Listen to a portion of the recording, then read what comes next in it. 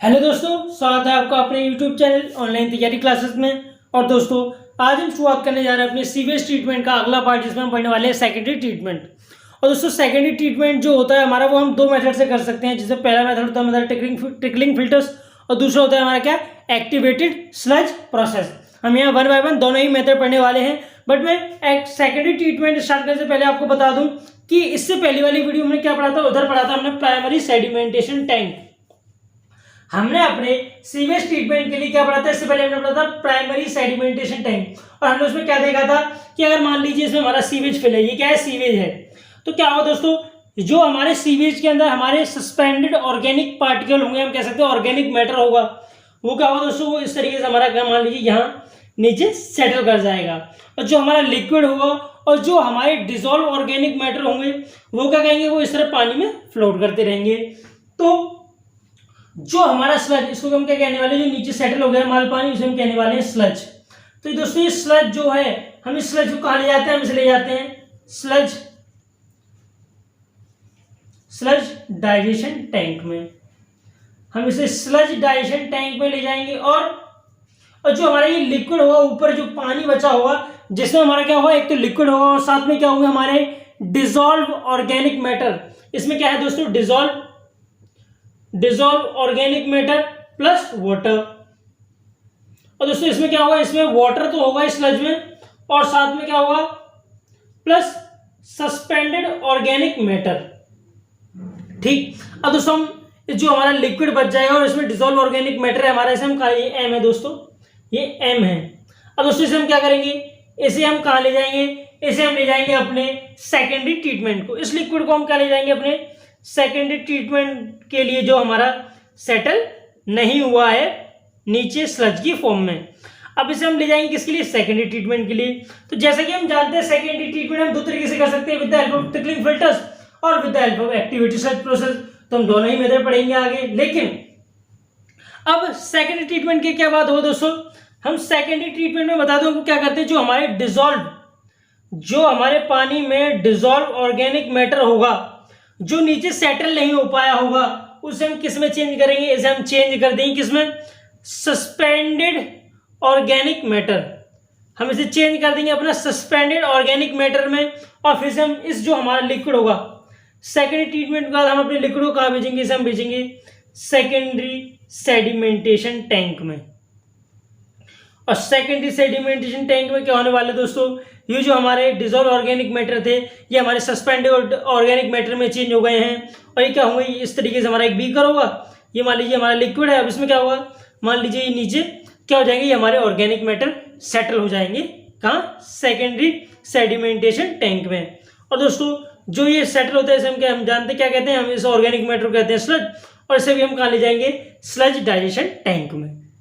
ठीक। अब एक बात और, तो सिर्फ सेकेंडरी ट्रीटमेंट जो प्रोसेस है हमारी, ये सेकेंडरी ट्रीटमेंट जो प्रोसेस है दोस्तों, इसमें हमारी याद रखिए, ये हमेशा ही एक एरोबिक प्रोसेस होने वाली है। क्या प्रोसेस होने वाली है, एरोबिक, यानी कि इन प्रेजेंस ऑफ ऑक्सीजन। जो इसमें माइक्रो ऑर्गेनिज्म काम करेंगे। जो सेकेंडरी ट्रीटमेंट होता है वो किसकी हेल्प से काम करता है, ये हमारा हेल्प करता है ऑर्गेनिक मैटर, माइक्रो ऑर्गेनिज्म की हेल्प से। तो ये हमारा कैसा है, एरोबिक प्रोसेस होता है। क्यों, क्योंकि जो हमारे माइक्रो ऑर्गेनिज्म होते हैं, इसमें उन्हें क्या चाहिए होती है, ऑक्सीजन चाहिए होती है। तो एक एरोबिक प्रोसेस है। और बात करें स्लज डाइजेशन टैंक में, हम क्या करने वाले हैं, अपने स्लज को डाइजेस्ट करने वाले हैं, यानी हम कह सकते हैं उसका हम वॉल्यूम कम कराने वाले हैं। तो ये जो प्रोसेस होती है हमारी एंड एरोबिक प्रोसेस होने वाली है।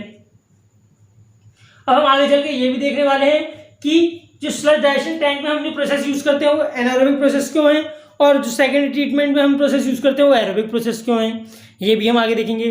तो ये था हमारा सेकेंडरी ट्रीटमेंट का पूरा प्रोसेस, हम क्या करने वाले हैं, ये उसका इंट्रो था। अब सबसे पहले पढ़ते हैं हम क्या, ट्रिकलिंग फिल्टर्स। तो ट्रिकलिंग फिल्टर्स क्या होता है हमारा, तो दोस्तों अब आता है हमारा क्या, ट्रिकलिंग फिल्टर्स। तो जैसा कि हम नाम से समझ रहे हैं, ट्रिकलिंग का मीन क्या होता है, ट्रिकलिंग का मीन होता है जब भी हमारा पानी पोर से पास करता है उसे हम क्या कहते हैं, ट्रिकलिंग। और फिल्टर क्या होता है, जब भी हम अपने पानी के पैसेज में कोई मीडिया लगा दिया, हम कह सकते हैं फिल्टर पेपर लगा दिया, किसी तरह की रुकावट लगा दिया जिसमें छोटे छोटे छेद हों, जिससे इंप्योरिटी ऊपर ही रुक जाए, हम उसे कहते हैं फिल्टर। तो दोनों को साथ मिलाए तो क्या बन जाता है, ट्रिकलिंग फिल्टर्स। यानी कि जब भी हमारा पानी किसी फिल्टर मीडिया से पास करेगा, छोटे छोटे पोर से, और इंप्योरिटीज हमारी हम कह सकते हैं या ऑर्गेनिक मैटर ऊपर रुक जाएगा, और पानी नीचे पास होते हुए चला जाए, वो कहलाता है हमारा क्या, ट्रिकलिंग फिल्टर्स। ठीक, अब दोस्तों जो ट्रिकलिंग फिल्टर्स होता है ये हमारा एक अटैच ग्रोथ प्रोसेसर है, इसे आप यहीं रखिए। अभी से हम समझने वाले हैं अटैच ग्रोथ प्रोसेसर का मीन क्या है।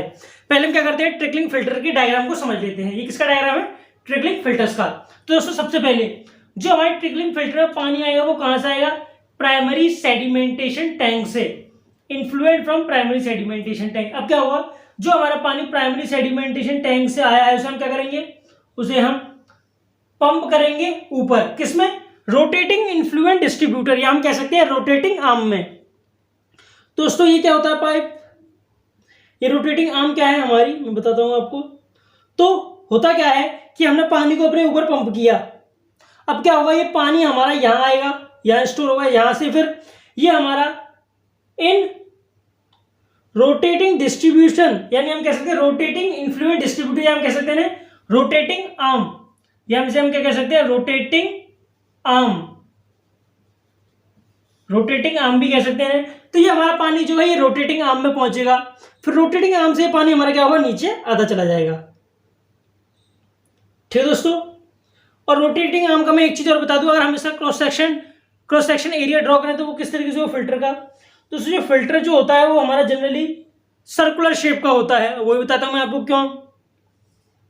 मान लीजिए क्या ये हमारी रोटेटिंग आर्म है, ये आर्म पहली है, ये सेकंड, ये थर्ड और ये फोर्थ, ये चार हमारी रोटेटिंग आर्म है। तो दोस्तों ये क्या होता है, ये आर्म जो होती हैं ये आपस में इस तरीके से रोटेट कर रही होती हैं।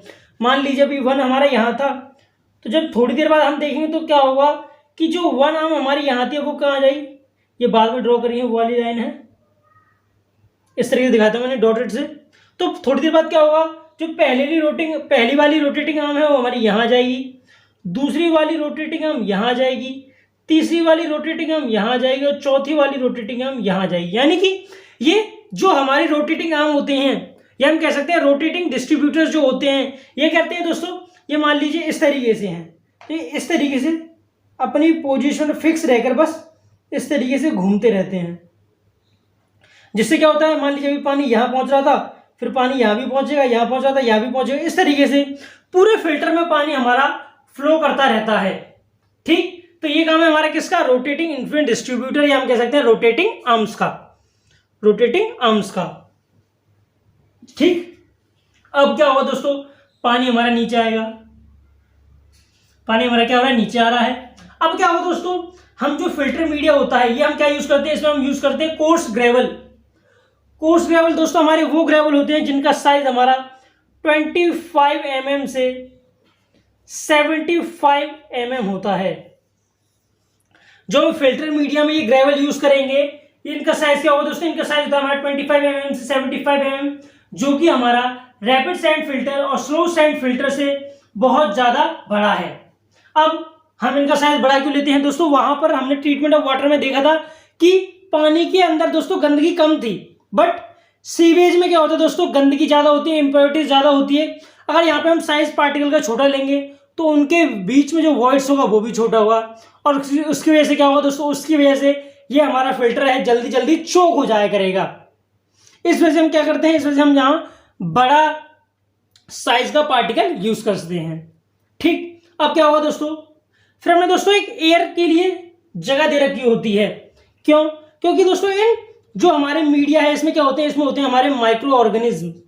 इसमें क्या होने वाले हैं दोस्तों, माइक्रो ऑर्गेनिज्म, जो हम पहले से ही इसमें डाल देते हैं, जो हम इसमें पहले से ही माइक्रो ऑर्गेनिज्म डाल देते हैं। यहाँ माइक्रो ऑर्गेनिज्म, यहाँ यहाँ यहाँ जो फिल्टर मीडिया होगा इसमें हमारे बहुत सारे माइक्रो ऑर्गेनिज्म होंगे। अब क्या होगा दोस्तों, जैसे कि हम जानते हैं कि जो हमारा प्राइमरी सेडिमेंटेशन टैंक का पानी है उसमें से क्या आता है, उसमें से हमारे पानी के साथ ऑर्गेनिक मैटर, एमओ क्या है दोस्तों, एमओ है माइक्रो ऑर्गेनिज्म, और ओएम क्या है, ओएम हमारा ऑर्गेनिक मैटर। तो उसके साथ हमारा ऑर्गेनिक मैटर भी आता है। तो ये दोस्तों माइक्रो ऑर्गेनिज्म क्या करते हैं, ये माइक्रो ऑर्गेनिज्म हमारे जो होते हैं ये ऑर्गेनिक मैटर को डिकम्पोज करना स्टार्ट कर देते हैं।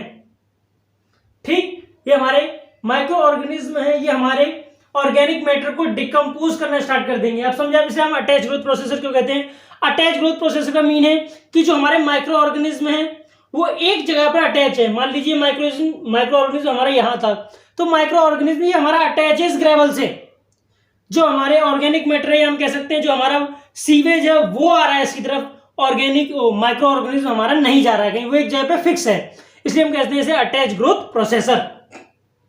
अब जो हमारे माइक्रो ऑर्गेनिज्म होते हैं यहाँ, वो किसकी प्रेजेंस में वर्क करते हैं? वो वर्क करते हैं ऑक्सीजन O2 की प्रेजेंस में। तो इसलिए हमने दोनों साइड ही चैम्बर दे रखे होते हैं, या हम कह सकते हैं वॉल्व दे रखे होते हैं, जिससे हमारा जो O2 है वो हमारे मीडिया में पहुंचती रहे इस तरीके से, जिससे हमारे ऑर्गेनिक मैटर जल्दी जल्दी वर्क करें। यहाँ से भी O2 आ रहा होगा पानी में, हमारे मीडिया में O2, यहाँ से क्या आ रहा होगा? O2 इस तरह से आ रहा होगा हमारा मीडिया में।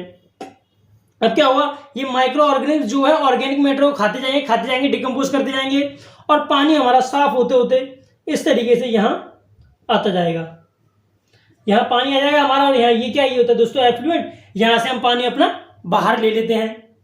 और दोस्तों इस तरीके से हमारा ट्रिकलिंग फिल्टर वर्क करता है। ठीक, ये तो हो गया दोस्तों ट्रिकलिंग फिल्टर का डायग्राम और किस तरीके से काम करता है। अब बात करते हैं कि जो हमारा ये मीडिया है, ये हमारा मीडिया जो है फिल्टर के अंदर, ट्रिकलिंग फिल्टर के अंदर, ये किस तरीके से वर्क करता है और इसे अटैच ग्रोथ प्रोसेसर क्यों कहा जाता है, एक बार और इसे डीपली समझ लेते हैं।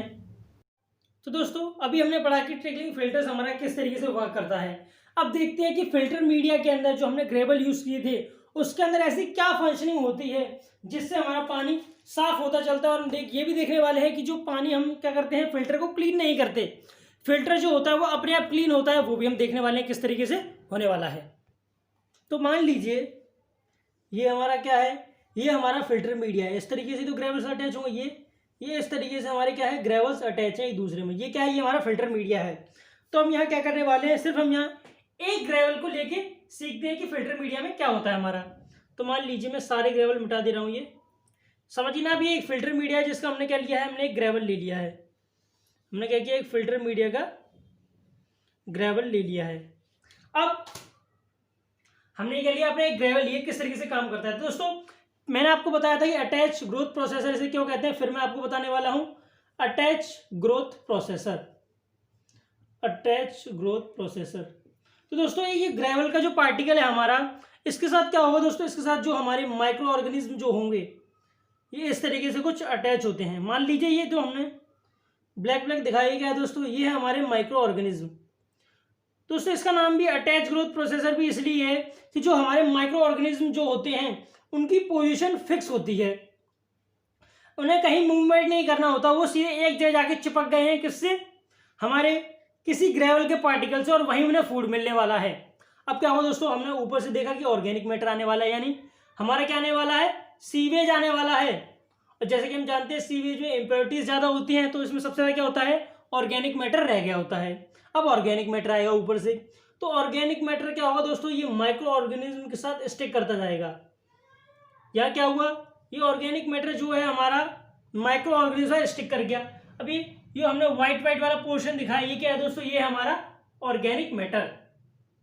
ठीक, अभी हमारा ऑर्गेनिक मैटर इसके साथ स्टिक कर जाएगा। अब क्या होगा, ये हमारे जो ऑर्गेनिक माइक्रो ऑर्गेनिज्म है, इस ऑर्गेनिक मैटर को क्या करेंगे, डिकम्पोज करना स्टार्ट करेंगे। अब थोड़ी देर बाद क्या होगा दोस्तों, और ऑर्गेनिक मैटर ऊपर से आएगा, और ऑर्गेनिक मैटर सीवेज के साथ आएगा। तो क्या होगा दोस्तों, ये ऊपर एक लेयर फॉर्म कर लेगा इस तरीके से, इस तरीके से हमारी एक लेयर फॉर्म होती चली जाएगी, किसके ऊपर, ग्रेवल के ऊपर। ये क्या है दोस्तों, ये हमारा ग्रेवल। अब हमने क्या किया, बार बार सीवेज डालते हैं, क्योंकि दोस्तों ये जो प्रोसेस होती है ट्रिकलिंग फिल्टर, ये रुकती नहीं है, ये 24 घंटे काम करती है, कभी आप इसे रोकेंगे नहीं, और ना आपको इसमें क्लीनिंग करनी होती है, इसकी क्लीनिंग भी अपने आप हो जाती है, वो भी हम देखने वाले हैं कैसे। तो होता क्या है कि ये ग्रेवल हमारे इस पर आके स्टिक हो गया, तो सॉरी दोस्तों ग्रेवल पर जो क्या है, ऑर्गेनिक मैटर और माइक्रो ऑर्गेनिज्म हमारे स्टिक हो गए। तो जो हमारी लेयर फॉर्म कर लेते हैं, जो हमारे micro organism plus organic matter क्या करते हैं, एक लेयर फॉर्म कर लेते हैं हमारे ग्रेवल पर, उसी लेयर को क्या कहते हैं, उसी लेयर को हम कहते हैं स्लाइम लेयर। उसी लेयर को यहां हम कहने वाले हैं स्लाइम लेयर, याद रखिए उसे हम क्या कहने वाले हैं, स्लाइम लेयर। अब दोस्तों ये तो एक पार्टिकल हुआ, अब एक पार्टिकल हुआ, इसमें एक स्लाइम लेयर बन गई। स्लाइम लेयर में क्या होने वाला है, हमारा माइक्रो ऑर्गेनिज्म और ऑर्गेनिक मैटर। ऑर्गेनिक मैटर भी कैसे, डिकम्पोज फॉर्म में भी होंगे और नॉट डिकम्पोजेबल फॉर्म में भी होंगे, यानी कि कुछ ऐसे होंगे जो डिकम्पोज हो चुके होंगे ऑर्गेनिक मैटर, कुछ ऑर्गेनिक मैटर ऐसे होंगे जो अभी डिकम्पोज नहीं हुए होंगे। अब दोस्तों एक ग्रेवल पे लेयर बनी, यहाँ क्या होगा, एक और ग्रेवल होगा, उस पर भी इस तरीके से लेयर बन गई। मान लीजिए यहाँ एक ग्रेवल होने वाला है, यहाँ भी एक ग्रेवल होगा, उस पर भी इस तरीके से लेयर बन गई। तो थोड़ी देर बाद क्या होगा कि जो हमारा फिल्टर है वो क्या हो जाएगा, चौक हो जाएगा। यानी कि अगर यहाँ पे पूरी एक ऐसी लेयर बन जाएगी, अब ये लेयर इतनी मोटी हो जाएगी कि हमारा जो फिल्टर जो है वो क्या हो जाएगा, चौक हो जाएगा। यानी कि पानी जो है वो नीचे नहीं जा पाएगा, सिर्फ क्या करेगा, ऊपर ही रुक जाएगा। जो पानी हमारा इस तरीके से अगर लेयर बन गई, मान लीजिए यहाँ पूरी इस तरीके से लेयर बन गई, अब क्या होगा दोस्तों, पानी ऊपर नीचे तो जाएगा नहीं, पानी यहाँ ऊपर ही रह जाएगा। हम कह सकते हैं सीवेज जो हमारा इस तरीके से ऊपर ही रह जाएगा। जब भी सीवेज हमारा कभी भी स्लिम लेयर बनने के बाद ऊपर ही रह जाए, नीचे नहीं जा पा रहा हो, तो उस कंडीशन को क्या कहते हैं, पॉन्डिंग।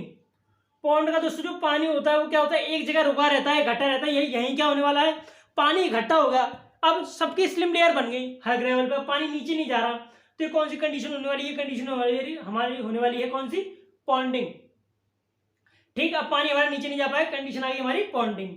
ठीक, तो दोस्तों इस पॉन्डिंग कंडीशन से छुटकारा पाने के लिए, ऐसा ना हो हमारा जो फिल्टर है ब्लॉक ना हो, उसके लिए हम क्या करते हैं, हमें अपनी जो स्लिम लेयर है इसे क्या करना पड़ेगा, काटना पड़ेगा। इसे हम अपनी स्लिम लेयर को काटना पड़ेगा, जिससे क्या होगा, अरे स्लिम लेयर हमारी कट जाएगी तो क्या होगा, पानी में बह जाएगी। ठीक, तो उसके लिए हम क्या करते हैं, तो उसके लिए हम क्या करते हैं, इस लेयर को काटने के लिए हम अपने पानी का प्रेशर बढ़ा देते हैं। अगर मान लीजिए हमारा क्रॉस सेक्शन एरिया है, तो ये क्या है दोस्तों, ये हमारे रोटेटिंग आर्म है, हम कह सकते हैं इन्फ्लुएंट डिस्ट्रीब्यूटिंग आर्म है। तो हम क्या करेंगे, मान लीजिए यहाँ पानी पहले आ रहा था धीरे धीरे, ये नीचे क्या ऐसी ग्रेवल है, पानी पहले यहाँ से आ रहा था धीरे धीरे क्यू डिस्चार्ज से, मान लीजिए पहले पानी आ रहा था क्यू नॉट डिस्चार्ज से। तो हम क्या करेंगे, यहाँ पर जो हम अपने पानी का प्रेशर बढ़ा देंगे, हम कह सकते हैं पानी का डिस्चार्ज बढ़ा देंगे, और हम बाद में पानी का जो डिस्चार्ज कर देंगे वो किस रेट से कर देंगे, वो कर देंगे हम Q1, और Q1 जो होगा वो हमारे Q0 से बड़ा होगा। अगर हम पानी प्रेशर से नीचे डालेंगे तो उसके साथ क्या होगा, ये ग्रेवल के लिए कटती हुई चली जाएगी नीचे, एंड कह सकते हैं ग्रेवल के लिए साथ उखड़ती हुई चली जाएगी। जो ग्रेवल पे स्लिम लेयर बनी है ये क्या करेगी दोस्तों, ये साथ में ही उखड़ती चली जाएगी पानी के, और उखड़ते उखड़ते क्या हुई, हमारी एफ्लुएंट में पहुंच जाएगी, और इसे हम कहाँ ले जाएंगे, अपने सेकेंडरी सेडिमेंटेशन टैंक में, और वहां हम इसका क्या करेंगे, हम इसे सेटल करा के क्या करेंगे, हम इसे अपने स्लज डाइजेशन टैंक में भेज देते हैं। ठीक, तो हम क्या करेंगे, पानी का यहाँ से प्रेशर बढ़ा देंगे, हम कह सकते हैं डिस्चार्ज बढ़ा देंगे, जिससे हमारी लेयर साथ साथ कटती चली जाएगी। ठीक, और दोस्तों जो हमारी जो लेयर है जो कटती चली जाती है, ये जो हमारी लेयर है कटती चली जाती है, यानी कि shearing of स्लिम लेयर।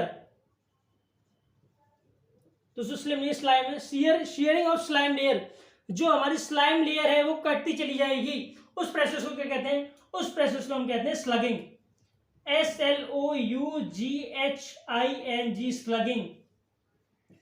ये जो हमारी स्लाइम लेयर बन गई है ग्रेवल के ऊपर, अब क्या होगा दोस्तों, जब हम पानी का प्रेशर तेज करेंगे तो कटती चली जाएगी, कटेगी, तो उससे क्या होगा, जो लेयर है ये पानी के साथ उखड़कर पानी के साथ बह जाएगी, और इसी प्रोसेस को हम क्या कहेंगे, इसी प्रोसेस को हम कहेंगे स्लगिंग। ठीक है दोस्तों, SLOUGHING। ठीक, अब तो दोस्तों ये पहली क्या हुई, ये पहली प्रॉब्लम हुई जो हमारी ट्रिकलिंग फिल्टर्स में आती है। अब दूसरी परेशानी भी देखते हैं। अब दोस्तों होता क्या है, अब दोस्तों स्लगिंग हुई, पानी हमारा फिर से नीचे चला गया। ठीक, अब और क्या दिक्कतें आ सकती है हमारे ट्रिकलिंग फिल्टर में, दूसरी हो सकती है कि आपने देखा होगा कि हमने ऑक्सीजन प्रोवाइड की थी ट्रिकलिंग फिल्टर्स में, हमने O2 प्रोवाइड की थी किसमें, फिल्टर में। ठीक, क्यों, कि जो हम यहाँ पर ट्रिकलिंग फिल्टर जो होता है ये हमारा एक एरोबिक प्रोसेस है, जो हमने पहले भी पढ़ा है कि ट्रिकलिंग फिल्टर जो होता है दोस्तों हमारा एरोबिक प्रोसेस है, यानी कि इस प्रोसेस में जो माइक्रो ऑर्गेनिज्म होते हैं वो हमारे वर्क करते हैं, वो किस प्रेजेंस में करते हैं, O2 की प्रेजेंस में करते हैं। तो होगा क्या कि ये हमारी स्लिम लेयर बन गई, ये साफ कर देता हूं मैं लेयर को दोबारा एक बार। तो मान लीजिए क्या था, ये हमारा ग्रेवल था, और ग्रेवल के ऊपर क्या थी, ग्रेवल के ऊपर हमारी लेयर बन गई थी कुछ इस तरीके से, ये ऊपर की लेयर है, और इसके ऊपर लेयर बनेंगी इस तरीके से। ये हमारा क्या है, ये ग्रेवल है हमारा, ये क्या है, ये हमारा ग्रेवल है इतना पोर्शन। अब ग्रेवल के ऊपर ये लेयर बन गई, अब क्या होगा दोस्तों, जो ऊपर वाली लेयर होंगी हमने O2 प्रोवाइड किया फिल्टर मीडिया में, तो जो O2 होगी ये सिर्फ ऊपर ऊपर हमारी स्लाइम लेयर जो है उसके ऊपर ऊपर होगी, यानी कि अंदर कोई O2 या ऑक्सीजन नहीं पहुंच पाएगी। मान लीजिए कुछ माइक्रो ऑर्गेनिज्म यहाँ भी होंगे, कुछ माइक्रो ऑर्गेनिज्म ऊपर भी आ गए होंगे, कुछ माइक्रो ऑर्गेनिज्म यहाँ होंगे, कुछ यहाँ होंगे। तो जो ऊपर माइक्रो ऑर्गेनिज्म होंगे ये वाले, जो ऊपर माइक्रो ऑर्गेनिज्म हमारे ये वाले, मान लीजिए कुछ माइक्रो यहाँ आ गए, यहाँ भी हैं, कुछ माइक्रो ऑर्गेनिज्म यहाँ भी हैं, लेकिन जो माइक्रो ऑर्गेनिज्म हमारे ये अंदर हैं इन पर O2 नहीं पहुंच पा रही होगी। तो क्या करेंगे दोस्तों, या तो ये हमारे ये माइक्रो ऑर्गेनिज्म मर जाएंगे, या ये क्या करेंगे, ये एनाएरोबिक प्रोसेस स्टार्ट कर देंगे। एनाएरोबिक प्रोसेस कौन सी होती है दोस्तों, एनाएरोबिक प्रोसेस। तो याद रखिएगा एनाएरोबिक प्रोसेस वो प्रोसेस होती है जिसमें हम जो हमारे माइक्रो ऑर्गेनिज्म वर्क करते हैं वो किस में करते हैं, एब्सेंस ऑफ O2 यानी एब्सेंस ऑफ ऑक्सीजन, यानी कह सकते हैं एब्सेंस ऑफ फ्री ऑक्सीजन। ठीक, अब तो दोस्तों एनाएरोबिक प्रोसेस स्टार्ट हो जाएगी, और जो हमारे अंदर के जो माइक्रो ऑर्गेनिज्म है वो क्या करेंगे, वो किस प्रोसेस पे काम करेंगे, एनाएरोबिक प्रोसेस पे। और उसकी वजह से क्या होगा दोस्तों, हमारे फिल्टर मीडिया में क्या होने लगेगा, बदबू आने लगेगी, ऑर्डर यानी बदबू आने लगेगी, एक हम कह सकते हैं दुर्गंध आने लगेगी। और क्या होगा दोस्तों, हो सकता है कि इसमें इतनी इंप्योरिटीज बढ़ जाएं कि ये क्या हो, इतनी इंप्योरिटी बढ़ जाए कि उससे वजह से यहाँ पर मक्खियाँ आने लगे, हम कह सकते हैं फ्लाई या न्यूसेंस होती है दोस्तों हमारी डिसीज कॉजिंग फ्लाइज, या हम कह सकते हैं डिसीज कॉजिंग इंसेक्ट्स। न्यूसेंस क्या होते हैं, डिसीज कॉजिंग इंसेक्ट्स।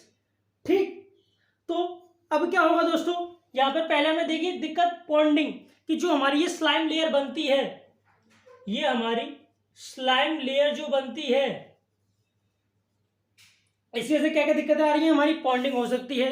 दूसरा क्या पढ़ा हमने कि बदबू आने लग सकती है। तीसरा पढ़ा हमने क्या कि मक्खियां आ सकती हैं या न्यूसेंस यानी कि डिजीज कॉजिंग इंसेक्ट्स आ सकते हैं। ठीक, तो हमने देखा कि अगर हमारी स्लाइम लेयर बनती है तो हमारी ये 3 दिक्कतें आती है, लेकिन स्लाइम लेयर दोस्तों बहुत जरूरी है हमारे लिए। हमारे ट्रिकलिंग फिल्टर में स्लाइम लेयर क्यों जरूरी है कि दोस्तों ये हमारी वो लेयर होती है जो माइक्रो ऑर्गेनिज्म हमारे ऑर्गेनिक मैटर को क्या कर रहे हैं, यहाँ पर डिकम्पोज कर रहे हैं, यानी उसका ब्रेक डाउन कर रहे हैं, जिससे वो सेकेंडरी सेडिमेंटेशन टैंक में जाकर सेटल हो जाए। पानी में जो हमारे ऑर्गेनिक मैटर होते हैं ये वो सॉलिड होते हैं जो हम सेटल नहीं करा पाते, लेकिन ट्रिकलिंग फिल्टर्स की हेल्प से माइक्रो ऑर्गेनिज्म क्या करते हैं, डिकम्पोज कर देते हैं, जिससे क्या होता है ये हमारे पानी में सेकेंडरी सेडिमेंटेशन टैंक में सेटल हो जाते हैं। ठीक, तो क्या होगा, स्लाइम लेयर हमारे लिए जरूरी है, क्यों, जो हमारे ऑर्गेनिक मैटर है उनके डिकम्पोजिशन के लिए। बट अगर स्लाइम लेयर जो बड़ी हो जाती है हमारी क्या दिक्कत कर देती है, पॉन्डिंग क्रिएट कर देती है हमारे ट्रिकलिंग फिल्टर में, या ऑर्डर यानी बदबू आने लग जाती है, या हम कह सकते हैं फ्लाई और न्यूसेंस आने लग जाते हैं हमारे ट्रिकलिंग फिल्टर में। अब हम इन्हें कैसे रिमूव कर सकते हैं, सबसे बेस्ट प्रोसेस हमने देखा क्या, स्लगिंग।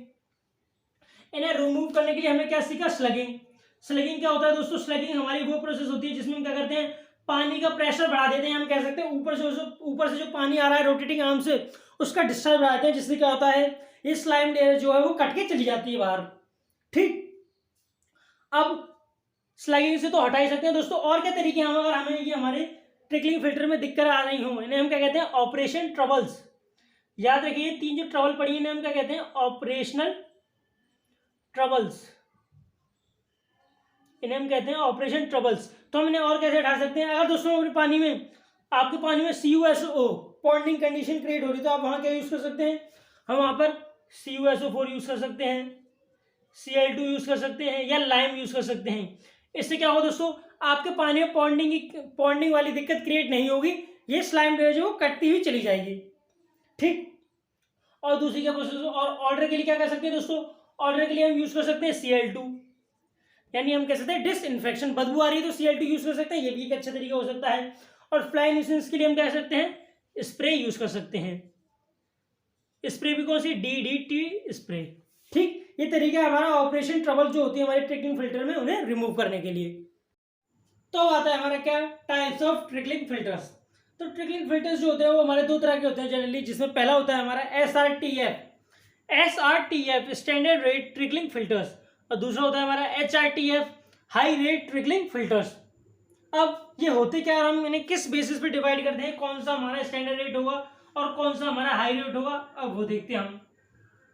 तो जैसा नाम से पता चल रहा है स्टैंडर्ड रेट ट्रिकलिंग फिल्टर, यानी कि इसमें एक फिक्स, हम कह सकते हैं फिक्स या कम रेट से जो पानी होगा वो फिल्टर होगा वो कहलाएगा हमारा स्टैंडर्ड रेट, और जिसमें हाई रेट से हमारा पानी फिल्टर होगा वो कहलाएगा हमारा high rate trickling filters. But ये इसकी प्रॉपर डेफिनेशन नहीं है। प्रॉपर डेफिनेशन इसकी हो सकती है कि स्टैंडर्ड रेट ट्रिकलिंग फिल्टर्स हमारे वो फिल्टर होते हैं जिसमें हमारा रीसर्कुलेशन अलाउ नहीं होता, यानी हम कह सकते हैं नो प्रोविजन ऑफ रीसर्कुलेशन,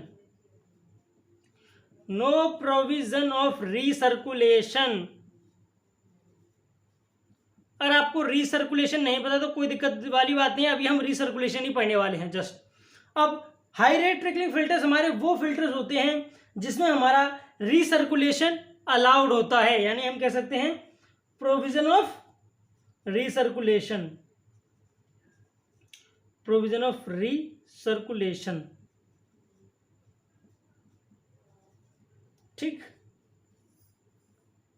अब SRTF में होता क्या है, रीसर्कुलेशन भी समझ में आएगा आपको इससे, कि मान लीजिए प्राइमरी सेडिमेंटेशन टैंक था हमारे पास एक, और क्या है फिर उसके बाद आता है हमारा ट्रिकलिंग फिल्टर, फिर उसके बाद आता है हमारा क्या सेकेंडरी सेडिमेंटेशन टैंक। अब हमने पीएसटी से एफ्लुएंट लिया, उसका डिस्चार्ज क्या होगा, मान लीजिए उसका डिस्चार्ज है Q0। अब जो ट्रिकलिंग फिल्टर से हमें, फिर उसके बाद ट्रिकलिंग फिल्टर से हमें जो डिस्चार्ज मिलेगा वो भी क्या होगा Q0, और फिर हमें सेकेंडरी सेडिमेंटेशन टैंक से भी डिस्चार्ज मिलेगा क्या Q0। यानी कि जो हमारा रेट ऑफ फ्लो है वो बिल्कुल सेम है हर जगह, हर primary sedimentation tank, trickling filter और सेकेंडरी सेडिमेंटेशन टैंक में हमारा क्या है डिस्चार्ज सेम है। तो जब भी इस तरीके का आपको कभी ट्रिकलिंग फिल्टर्स मिले वो कहलाता है हमारा स्टैंडर्ड रेट ट्रिकलिंग फिल्टर्स। मैं बता दूं दोस्तों, आपको स्टैंडर्ड रेट ट्रिकलिंग फिल्टर्स अब मार्केट में नहीं मिलते हैं, आपको HRTF ही मिलेंगे बस। अब हाई रेट ट्रिकलिंग फिल्टर क्या है, तो मान लीजिए आपके पास था पहले प्राइमरी सेडिमेंटेशन टैंक, फिर उसके बाद आया ट्रिकलिंग फिल्टर, और फिर उसके बाद आया क्या सेकेंडरी सेडिमेंटेशन टैंक। तो होता क्या है कि मान लीजिए Q0 डिस्चार्ज से आपने पानी ट्रिकलिंग फिल्टर तक पहुंचाया, पीएसटी से जो हमें एफ्लुएंट मतलब मिला वो किस डिस्चार्ज से मिला, किस रेट से मिला Q0 से। फिर हमने क्या किया कि ट्रिकलिंग फिल्टर से भी हमने डिस्चार्ज किस रेट से निकाल दिया, किसी रेट से निकाल दिया, मान लीजिए Q0। और फिर हमने उससे क्या किया, सेकेंडरी सेडिमेंटेशन टैंक से भी हमें Q0 डिस्चार्ज मिलता। बट होता क्या है कि हम कुछ मान लीजिए यहां से हमें कुछ Q0 मिलता, हमने क्या किया, लेकिन जो अपने डिस्चार्ज का सेकेंडरी सेडिमेंटेशन टैंक से जो हमें डिस्चार्ज मिल रहा था, हमने कुछ उसका डिस्चार्ज यानी उसका कुछ पार्ट हमने वापस ट्रिकलिंग फिल्टर में भेज दिया। हमने क्या किया, जो सेकेंडरी सेडिमेंटेशन टैंक से हमें डिस्चार्ज मिल रहा था, हमने उसका थोड़ा सा पार्ट मान लीजिए QR डिस्चार्ज हमने कहाँ भेज दिया, हमने ट्रिकलिंग फिल्टर में वापस भेज दिया। और जो हमें ट्रिकलिंग फिल्टर से फिर हमें एफ्लुएंट मिलेगा वो क्या हो जाएगा हमारा, वो हो जाएगा हमारा Q0 प्लस QR। तो यहाँ हमने क्या किया, हमने जो ट्रिकलिंग फिल्टर से हमें डिस्चार्ज मिल रहा था हमने वो बढ़ा दिया। यहाँ पर Q0 था, हमने क्या किया, सेकेंडरी सेडिमेंटेशन का कुछ पार्ट हम वापस ट्रिकलिंग फिल्टर में ले आए, उसको क्या हुआ, फिर उसका हमारा डिस्चार्ज जो है वो बढ़ गया, उसका रेट बढ़ गया, क्या होगा Q0 से, यहाँ Q0 था, यहाँ क्या होगा Q0 से QR हो गया। ठीक, तो ये था हमारा क्या स्टैंडर्ड रेट ट्रिकलिंग फिल्टर और दूसरा हाई रेट ट्रिकलिंग फिल्टर्स। अब जो हाई रेट ट्रिकलिंग फिल्टर्स भी होते हैं ना, ये भी हमें दो तरीके से मिल सकते हैं, जिसमें पहला होता है हमारा फर्स्ट स्टेज ट्रिकलिंग फिल्टर और दूसरा होता है 2 स्टेज ट्रिकलिंग फिल्टर। अब आइए उन्हें देखते हैं। तो अब आता है हमारा क्या types of high rate trickling filters. तो जिसमें पहला आता है हमारा single stage high rate trickling filter और दूसरा आता है हमारा 2 stage high rate trickling filter. तो single stage high rate trickling filter हमारे वो फिल्टर होते हैं जिसमें से हमारा एक ट्रिकलिंग फिल्टर होता है।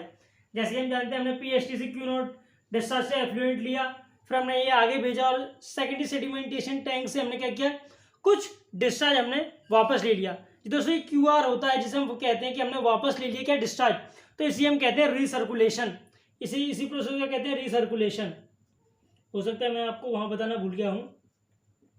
तो रिसर्कुलेशन में क्या होता है कि हमने सेकेंडरी सेडिमेंटेशन टैंक से कुछ पानी वापस ले लिया, हमने क्या किया क्यू आर डिस्चार्ज रेट से हमने पानी वापस ले लिया, फिर से दोबारा ट्रिकलिंग फिल्टर में डाला, और जो हमें ट्रिकलिंग फिल्टर का डिस्चार्ज मिलेगा वो क्या मिलेगा, एफ्लुएंट का Q naught plus Q are.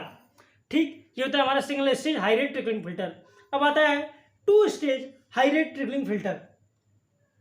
तो इसमें क्या होता है दोस्तों, इसमें हमारे दो ट्रिकलिंग फिल्टर होते हैं। पहला ट्रिकलिंग फिल्टर है TF1 और दूसरा ट्रिकलिंग फिल्टर है TF2, और हमें दो ही सेकेंडरी सेडिमेंटेशन टैंक दे रखे हैं। जैसे पहला है सेकेंडरी सेडिमेंटेशन टैंक है हमारा SST1 और दूसरा है SST2। अब होता क्या है इसमें, हमने क्या किया PST से क्यू नॉट डिस्चार्ज से हमने क्या PST से क्यू नॉट डिस्चार्ज से हमने क्या लिया, एफ्लुएंट लिया, फिर हमने क्या किया TF से पहुंचाया, फिर यहाँ से जो हमें एफ्लुएंट मिलेगा वो क्या मिलेगा, QR। हमने क्या किया कुछ डिस्चार्ज हमने क्या किया अपना वापस ट्रिकलिंग फिल्टर में भेज दिया। तो जो ट्रिकलिंग फिल्टर से हमें डिस्चार्ज मिलने वाला था क्यू नॉट प्लस QR मिलेगा। ठीक, ये तो same single stage high rate trickling filter की तरह ही था। बट अब क्या होगा कि मान लीजिए जो यहाँ पर हमारा पहुंचा वो क्या था QI, यहाँ पर हमारा QI डिस्चार्ज पहुंचा। अब हम क्या करेंगे, यहाँ से आगे निकालेंगे और कुछ पार्ट फिर से वापस ले लेंगे। मान लीजिए यहाँ पर रीसर्कुलेशन डिस्चार्ज था वो QR1 था, और यहाँ रीसर्कुलेशन डिस्चार्ज क्या है QR2। तो जो हमें ट्रिकलिंग फिल्टर से डिस्चार्ज मिलेगा वो क्या होगा, QI प्लस QR2। यानी कि हम देख सकते हैं मेन मुद्दा ये था इसमें कि हमने क्या किया, यहाँ बार हमने इस बार दो बार रिसर्कुलेशन किया। हमने क्या किया, दो ट्रिकलिंग फिल्टर यूज किए, दो सेकेंडरी सेडिमेंटेशन टैंक यूज किए और दो बार रिसर्कुलेशन किया, एक बार पहले यहाँ और दूसरी बार यहाँ। ठीक, तो ये था हमारा two stage high rate trickling filter. अब आते हैं हमारे डिजाइन पैरामीटर्स। तो डिजाइन पैरामीटर्स में हम क्या करने वाले हैं, हम यहाँ कुछ न्यूमेरिकल्स के फॉर्मूले सीखने वाले हैं जिन पर हमारी गेट या ESE या कोई भी एग्जाम हो उन पर डायरेक्ट क्वेश्चन पूछे जाते हैं। तो सबसे पहले हमारा डिजाइन पैरामीटर में आता है, सबसे पहला वो है हाइड्रोलिक लोडिंग रेट, और उसे हम क्या कहते हैं, उसे हम कहते हैं HLR। याद रखिएगा इसकी शॉर्ट फॉर्म क्या है, हाइड्रोलिक लोडिंग रेट की HLR। तो जो HLR होता है तो उससे हमारा किसकी इक्वल होता है, हमारा इक्वल होता है discharge passing through filter upon surface area of filter. अब देखिए दोस्तों हाइड्रोलिक लोडिंग रेट, अब बात करें हम पहले SRTF की, SRTF के हमारे स्टैंडर्ड रेट ट्रिकलिंग फिल्टर की। अगर हम हाइड्रोलिक लोडिंग रेट किसकी बात करें, SRTF की, तो इसका फॉर्मूला क्या बन जाता है हमारा डिस्चार्ज पासिंग थ्रू फिल्टर। तो जैसे कि हम जानते हैं ट्रिकलिंग फिल्टर से हमारा क्या डिस्चार्ज पास हो रहा था क्यू नॉट, और surface area of filter, surface area of filter को हम क्या मान रहे हैं A। तो जनरली हमारा ट्रिकलिंग फिल्टर होता है वो किस शेप का होता है, वो सर्कुलर शेप का होता है। तो हम कह सकते हैं A हमारा किसके इक्वल होने वाला है, ये हमारा इक्वल हो जाता है किसके, पाई आर स्क्वायर के, जिसमें R क्या है, R हमारा रेडियस है किसका, ट्रिकलिंग फिल्टर का। और हम इसे क्या लिख सकते हैं, हम इसे लिख सकते हैं पाई d स्क्वायर बाई 4k। ठीक, अब बात करें हम हाइड्रोलिक लोडिंग रेट किसकी, HRTF की, यानी कि हाई रेट ट्रिकलिंग फिल्टर की। तो ये हमारा किसकी इक्वल होता है दोस्तों, ये हमारा इक्वल होता है, जैसा कि हम जानते हैं कि फिल्टर में, ट्रिकलिंग फिल्टर में, हाई रेट ट्रिकलिंग फिल्टर में हमारा कौन सा डिस्चार्ज पास हो रहा था, यहाँ हमारा डिस्चार्ज पास हो रहा था क्यू नॉट प्लस QR। क्योंकि QR क्या था, QR हमारा रीसर्कुलेशन से वापस आ रहा था हमारे ट्रिकलिंग फिल्टर में। तो कौन सा डिस्चार्ज पास हो रहा था, Q naught plus QR upon A। ठीक, तो ये थे हमारे फॉर्मूले किसके, हाइड्रोलिक लोडिंग रेट के फॉर SRTF एंड HRTF। और ABC हमारा वही रहेगा, तो पाई आर स्क्वायर या पाई d स्क्वायर अपॉन 4, ये हमारा सरफेस एरिया होने वाला है। मैं बता दूं आपको कई बुकों में HLR की जगह आपको SLR भी मिल सकता है। HLR की आपको क्या मिल सकता है, SLR। और इसे हम क्या कह सकते हैं, इसे हम कहते हैं surface loading rate. Surface loading rate भी लिखा जा सकता है आपको HLR की जगह, तो कंफ्यूज मत होइएगा। ठीक, अब आता है हमारा अगला डिजाइन पैरामीटर। तो अगला डिजाइन पैरामीटर हमारा क्या, ऑर्गेनिक लोडिंग रेट। तो ऑर्गेनिक लोडिंग रेट क्या होता है, ये होता है हमारा kg of BOD entering the filter per day upon volume of filter. तो दोस्तों यहाँ पर ऑर्गेनिक लोडिंग रेट से हम ये भी कह सकते हैं कि हमारा जो ऑर्गेनिक मैटर है वो हमारे फिल्टर में पर डे कितना एंटर कर रहा है अपन वॉल्यूम ऑफ फिल्टर। क्योंकि जो अपने ऑर्गेनिक मैटर को मेजर करते हैं वो किस में करते हैं, हम अपने ऑक्सीजन इक्विवेलेंट में करते हैं, इसलिए हम यहाँ यूज कर रहे हैं क्या, BOD का। तो organic loading rate for standard rate trickling filter, ये हमारा किसके इक्वल होता है दोस्तों? ये हमारा इक्वल होता है किसके? KG of BOD entering the filter per day. यानी कि अगर मान लीजिए कि हम एक चीज, अगर हम किसी पर्टिकुलर चीज की बात करें तो उसका बीओडी हो गया, हमने मान लिया उसका बीओडी हो गया, बीओडी इनिशियल। अब हम बात कर रहे हैं किसकी डिस्चार्ज की? क्यू नॉट डिस्चार्ज की। तो क्यू नॉट डिस्चार्ज के लिए बीओडी क्या हो जाएगा? Q not into BOD not upon volume. और दोस्तों क्यू नॉट क्या है? क्यू नॉट है हमारा इनिशियल डिस्चार्ज जो ट्रिकलिंग फिल्टर में आता है। बीओडी नॉट क्या है? बीओडी नॉट है हमारा उस इनिशियल डिस्चार्ज का बीओडी अपॉन वॉल्यूम। और वी क्या है? वी है हमारा वॉल्यूम। अब वही बात करें हम organic loading rate of high rate trickling filter की, तो इसका ओएलआर होता है हमारा Q not into BOD naught plus Q R into BOD R upon V. V क्या है? वॉल्यूम है। अब दोस्तों ये तो सेम कि इनिशियल डिस्चार्ज है तो उसके लिए इनिशियल बीओडी कितना ऑक्सीजन डिमांड है। अब हमने क्या किया? रीसर्कुलेशन भी किया। वहां से हमें क्या डिस्चार्ज मिला? Q R. और जो उसके लिए बीओडी चाहिए वो हुआ हमारा BOD R. But Q R into BOD R ये हमारा क्या होता है? बहुत छोटा होता है as compare to Q not into BOD not. तो हम क्या कर सकते हैं? इसे हम इसे निग्लेक्ट कर देते हैं। तो हम क्या करने वाले हैं? Q R into BOD R को हम क्या करते हैं? निग्लेक्ट कर देते हैं। तो जो हमें फॉर्मूला मिलता है ओएलआर फॉर एचसीआरटीएफ का, वो क्या होता है? वो होता है हमारा Q not into BOD not upon V. यानी कि दोनों का फॉर्मूला हमारा यहाँ सेम होने वाला है। वी क्या है? वी हमारा वॉल्यूम है, और जो कि हमारा इक्वल होता है किसके? पाई आर स्क्वायर एच। क्योंकि हमने जानते हैं, क्योंकि हम जनरली सिलेंडर शेप का ट्रिकलिंग फिल्टर लेते हैं। और इसे हम क्या लिख सकते हैं? हम इसे लिख सकते हैं पाई डी स्क्वायर 4 इंटू एच। ये क्या होता है? ये हमारा वॉल्यूम होता है ट्रिकलिंग फिल्टर का। मैं फिर बता दूं आपको कि क्यू नॉट क्या है? क्यू नॉट हमारा इनिशियल डिस्चार्ज है। बीओडी नॉट क्या है? बीओडी नॉट भी हमारा इनिशियल बीओडी है। और इनकी वैल्यू हमें क्वेश्चन में गिवन रहती है। वॉल्यूम का हमें वॉल्यूम के लिए डायमीटर या रेडियस गिवन रहता है। हम क्या करते हैं? उससे ओएलआर निकाल लेते हैं। ये हमारे लिए बहुत ही इंपॉर्टेंट फॉर्मूले हैं, इसलिए हमें याद रहना चाहिए। अब तो आता है हमारा अगला डिजाइन पैरामीटर जो कि हमारा एफिशिएंसी। तो एफिशिएंसी का हमें यूनिवर्सल फॉर्मूला दे रखा है जो कि हमारा BOD not minus BOD final upon BOD not into 100। यहाँ बीओडी नॉट क्या है? बीओडी नॉट है हमारा बीओडी इनिशियल, या हम कह सकते हैं BOD influential, minus BOD F क्या है? बीओडी एफ है हमारा बीओडी फाइनल, या हम कह सकते हैं BOD effluent of trickling filter upon BOD of influent into 100। ये किसका फॉर्मूला है दोस्तों? हमारा फॉर्मूला है एफिशिएंसी का। बट हमें क्या किया है? हमें और भी फॉर्मूले दिए गए हैं। ये फॉर्मूला तो यूनिवर्सल फॉर्मूला हो गया, लेकिन हमें कुछ और फॉर्मूले दिए गए हैं एफिशिएंसी के, वो भी देख लेते हैं हम। तो सबसे पहले दिया गया है एसआरटीएफ यानी स्टैंडर्ड रेट ट्रिकलिंग फिल्टर के लिए। तो जो इसका एफिशिएंसी का फॉर्मूला है हमारा वो क्या है? 100 upon 1 plus 0.44 under root mu. और जो कि म्यू क्या है? म्यू है हमारा ऑर्गेनिक लोडिंग रेट। म्यू क्या है? म्यू है हमारा ऑर्गेनिक लोडिंग रेट। मैं बता दूं दोस्तों, यहाँ पर हमें यूनिट का बहुत ध्यान देना है। तो हमेशा याद रखिएगा जो म्यू की यूनिट होती है वो हमारी वो किस में होने वाली है? वो होने वाली है KG per metre cube per day. KG per metre cube per day हमारी म्यू यानी ऑर्गेनिक लोडिंग रेट की यूनिट होने वाली है। क्वेश्चन में बहुत बार क्या क्या होता है? मीटर की जगह में हेक्टर मीटर क्यूब दे रखा होता है।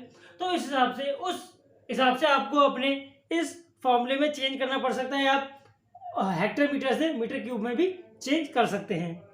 ठीक, ये हो गया एसआरटीएफ के लिए एफिशिएंसी। अब बात करते हैं हाई रेट ट्रिकलिंग फिल्टर के लिए। तो हाई रेट ट्रिकलिंग फिल्टर में भी हमने क्या है? दो तरह के ट्रिकलिंग फिल्टर पढ़े थे, जिसमें पहला होता था हमारा क्या? सिंगल स्टेज, या हम कह सकते हैं वन स्टेज, या तो हम कह सकते हैं सिंगल स्टेज या हम कह सकते हैं वन स्टेज। तो one stage high rate trickling filter की एफिशिएंसी की बात करें तो इसका फॉर्मूला होता है हमारा efficiency will be equals to 1 plus, तो इसका फॉर्मूला होता है हमारा 100 अपॉन 1 प्लस 0.44 अंडर रूट, या तो हम लिख सकते हैं म्यू या हम लिख सकते हैं ओएलआर, यहाँ भी ओ लेयर लिख देता हूँ, यहाँ म्यू लिख रखा है, चलो ठीक है। यहाँ पे हम क्या लिख देते हैं, mu upon F, mu upon F. ये हमारा किसका फॉर्मूला है, वन स्टेज ट्रिकलिंग फिल्टर के लिए, हाई रेट ट्रिकलिंग फिल्टर के लिए 100/1 + 0.44 under root mu upon F, जिसमें म्यू क्या है दोस्तों, म्यू हमारा फिर से ऑर्गेनिक लोडिंग रेट है, जिसकी यूनिट क्या है, kg/m3/डे। अब एफ क्या है, तो दोस्तों एफ होता है हमारा क्या, रीसर्कुलेशन रेशियो। यहां पर एफ क्या है, एफ होता है हमारा रीसर्कुलेशन रेशियो, एफ होता है हमारा रीसर्कुलेशन रेशियो, रीसर्कुलेशन रेशियो। अब एफ का फॉर्मूला क्या है दोस्तों, एफ का फॉर्मूला होता है हमारा, F will be equal to, तो F will be equal to 1 + r upon 1 + 0.1 r का होल स्क्वायर, यानी 1 + r अपॉन 1 + 0.1 r का होल स्क्वायर। ये क्या होता है हमारा, ये होता है हमारा एफ, या हम कह सकते हैं इसे रीसर्कुलेशन रेशियो। अब बात करें आर की, सो दोस्तों ये रीसर्कुलेशन फैक्टर होता है हमारा, रीसर्कुलेशन फैक्टर। आर क्या होता है दोस्तों, आर होता है हमारा recirculation ratio, recirculation ratio. R क्या होता है, आर होता है हमारा रीसर्कुलेशन रेशियो। और इसका फॉर्मूला क्या होता है दोस्तों, इसका फॉर्मूला होता है हमारा R will be equal to QR/Q0, QR/Q0। ये हमारा किसका फॉर्मूला है, ये हमारा फॉर्मूला है रीसर्कुलेशन रेशियो का। तो हम क्या करेंगे, पहले आर की वैल्यू एफ में पुट करेंगे, यहाँ से हमें एफ की वैल्यू मिलेगी, हम कह सकते हैं रीसर्कुलेशन फैक्टर की वैल्यू मिलेगी, और एफ की वैल्यू हम इस फॉर्मूले में पुट करेंगे, तो हमें क्या मिलेगी, हमें एफिशिएंसी का फॉर्मूला मिल जाएगा for one stage trickling filter. अब दोस्तों इन फॉर्मूलों को आप पॉज करके अपनी कॉपी में लिख लीजिएगा, क्योंकि मैं आपको बताने वाला हूँ किसका, टू स्टेज ट्रिकलिंग फिल्टर। दोस्तों फिर बता दूं आपको, ये एक हमारा यूनिवर्सल फॉर्मूला है, ये आपको किसी भी तरह का ट्रिकलिंग फिल्टर हो उस केस में लग सकता है, बट ये फॉर्मूले हमें दिए गए हैं ये स्पेसिफिक SRTF के लिए और ये HRTF के, जिसमें वन स्टेज के लिए। अब बात करते हैं किसकी, टू स्टेज की। अब बात करते हैं हम टू स्टेज ट्रिकलिंग फिल्टर की, या हम कह सकते हैं डबल स्टेज ट्रिकलिंग फिल्टर की। तो सबसे पहले क्या करेंगे हम, N1 क्या है, जो हमारा पहला ट्रिकलिंग फिल्टर, हमने जानते हैं HRTF में हमने क्या किया था, दो ट्रिकलिंग फिल्टर लगाए थे, एक ट्रिकलिंग फिल्टर ये, एक ट्रिकलिंग फिल्टर दूसरा। तो हमने क्या किया था, दो ट्रिकलिंग फिल्टर यूज किए थे। तो N1 क्या है, पहले ट्रिकलिंग फिल्टर की एफिशिएंसी। U1 क्या होगा दोस्तों, पहले ट्रिकलिंग फिल्टर का ऑर्गेनिक लोडिंग रेट। और F1 क्या होगा दोस्तों, पहले ट्रिकलिंग फिल्टर का रीसर्कुलेशन फैक्टर। और R1 क्या होगा दोस्तों, R1 होगा हमारे पहले ट्रिकलिंग फिल्टर का रीसर्कुलेशन रेशियो। ठीक, अब पहले क्या करेंगे, हम N1 निकाल लेंगे, ये मिटा देता हूं दोस्तों मैं, मुझे लगता है आपने सब नोट कर लिया होगा। टू स्टेज के लिए बात करें, जिसमें हमने पहले ट्रिकलिंग फिल्टर की एफिशिएंसी निकाल ली है। अब हम क्या करेंगे, हम अपने दूसरे ट्रिकलिंग फिल्टर की एफिशिएंसी निकालेंगे, जो कि हमारा किसके इक्वल होगा, जो हमारा इक्वल होता है 100/1 + 0.44/1 - N1। और दोस्तों यहाँ पर जो N1 की वैल्यू पुट करेंगे, यहाँ पर ये हमारा जो आएगा परसेंटेज में आएगा, बट यहाँ हम N1 की वैल्यू जो है वो किसमें पुट करते हैं, डेसिमल में। जैसे कि हम जानते हैं कि जो हमारे N1 की वैल्यू होगी वो हमेशा किससे छोटी होगी, वो हमेशा हमारी 1 से छोटी ही रहेगी। अंडर रूट म्यू 2 आ गया, यानी कि organic loading rate of trickling filter 2 upon F2, यानी कि recirculation factor of trickling filter 2। तो ये हमारा किसका फॉर्मूला होगा, ये हमारा N2 का फॉर्मूला हो जाएगा। तो ये हमारे पहले ट्रिकलिंग फिल्टर की, हमने हाई ट्रिकलिंग फिल्टर में टू स्टेज की बात कर रहे हैं, तो पहले ट्रिकलिंग फिल्टर की एफिशिएंसी ये, दूसरे ट्रिकलिंग फिल्टर की एफिशिएंसी दे ये। तो उससे याद देखिए हम यहाँ पर N1 ले रहे हैं, जो हम पहले निकाल लेंगे। अब दोस्तों बात करते हैं कि जो होल हमने क्या किया, हमने दो ट्रिकलिंग फिल्टर यूज किए, ये क्या है, ये तो हमारे दो ट्रिकलिंग फिल्टर हो गए।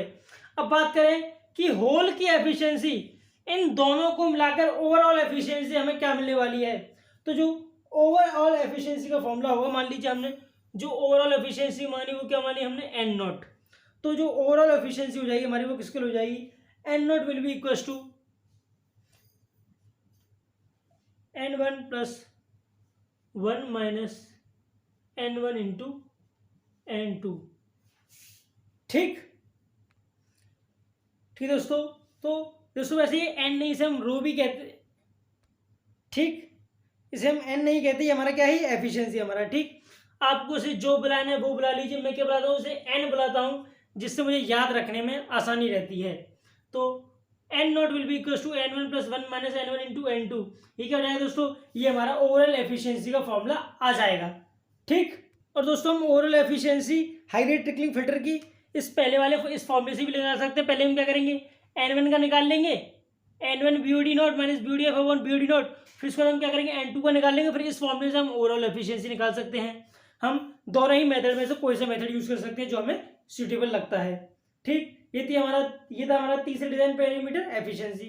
अब आता है हमारा अगला डिजाइन पैरामीटर जो कि क्या है, डिटेंशन टाइम। तो ये हमारा चौथा और हम कह सकते हैं आखिरी डिजाइन पैरामीटर जो कि हमारा डिटेंशन टाइम, जिसे हम रिप्रेजेंट करते हैं टी से, जो हमारा इक्वल होता है किसके, वॉल्यूम अपॉन क्यू यानी डिस्चार्ज। ठीक, अब एक बात याद रखिएगा कि टी हमारा क्या होता है, हमने वैसे पिछली वीडियो में पढ़ रखा है डिटेंशन टाइम क्या होता है, फिर मैं आपको बता देता हूँ।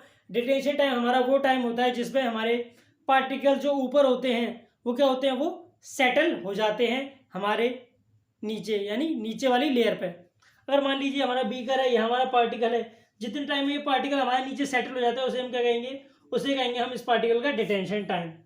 ठीक है दोस्तों, ये था हमारा क्या, कंप्लीट ट्रिकलिंग फिल्टर, या हम कह सकते हैं सेकेंडरी ट्रीटमेंट पार्ट 1, जिसमें हमने ट्रिकलिंग फिल्टर पढ़ा। इसके बाद हम क्या पढ़ने वाले, इसके बाद पढ़ने वाले हम एक्टिवेटेड स्लज प्रोसेस, उसके बाद हम पढ़ेंगे क्या, उसके बाद पढ़ेंगे हम स्लज डाइजेशन टैंक के बारे में। ठीक, तो आज के लिए बस इतना ही। अगर वीडियो अच्छा लगा हो तो वीडियो को लाइक करें और चैनल को सब्सक्राइब करें।